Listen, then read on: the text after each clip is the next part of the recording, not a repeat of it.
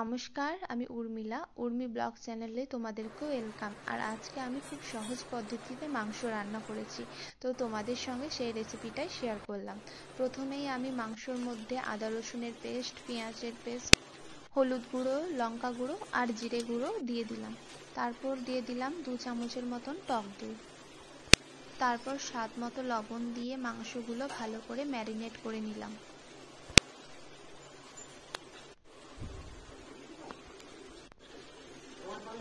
আর এখানে আমার মাংসগুলো ম্যারিনেট করা হয়ে গেছে। তারপরে দিয়ে দিলাম সরষের তেল। সরষের তেল গরম হয়ে গেছে, এখন আমি আলুগুলো ভেজে নেব।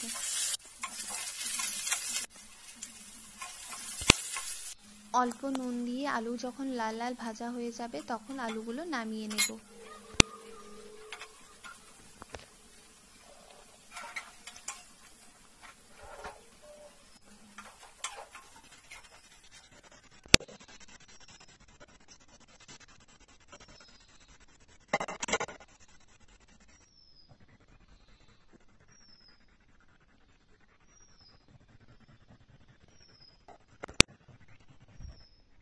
ওই তেলের মধ্যে আরেকটু তেল দিয়ে গোটা গরম মশলা দিয়ে দিলাম।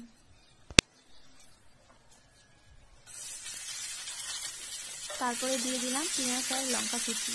পেঁয়াজটা হালকা ভাজা ভাজা হয়ে গেলে আগে থেকে যে বাটা মশলাগুলো ছিল, যেমন পেঁয়াজ বাটা, আদা রসুন বাটা, এগুলো দিয়ে দেবো।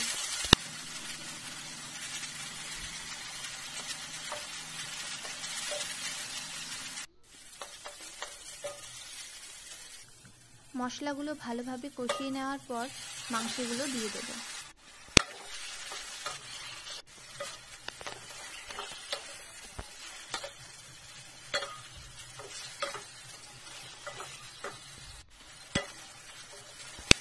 আর গ্যাসটাকে লো ফ্লেমে রেখে অল্প আঁচে আমি মাংসগুলো ভালোভাবে কষিয়ে নিলাম।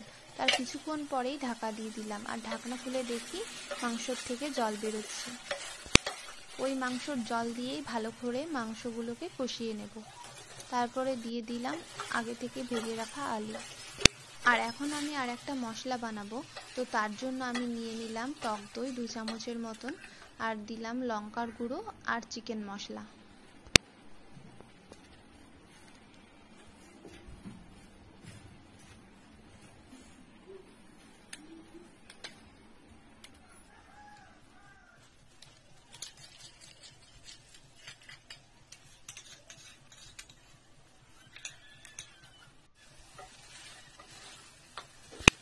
তারপর আবারও মশলাগুলোকে ভালোভাবে কষিয়ে নিলাম।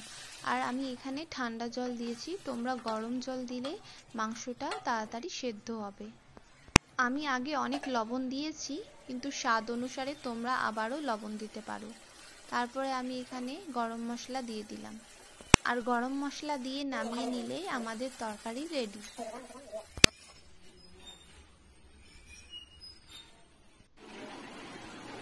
আর এখানে আমার রান্না কমপ্লিট হয়ে গেছে, তো আমি এখানে ভাই বোনেদের খেতে দিয়ে দেব। আমি ভাইকে জিজ্ঞেস করছি যে আরেকটু মাংস দিবি? ভাই বলছে না, ব্যাস হয়ে গেছে। আজকের ভিডিও এতটুকুই। ধন্যবাদ।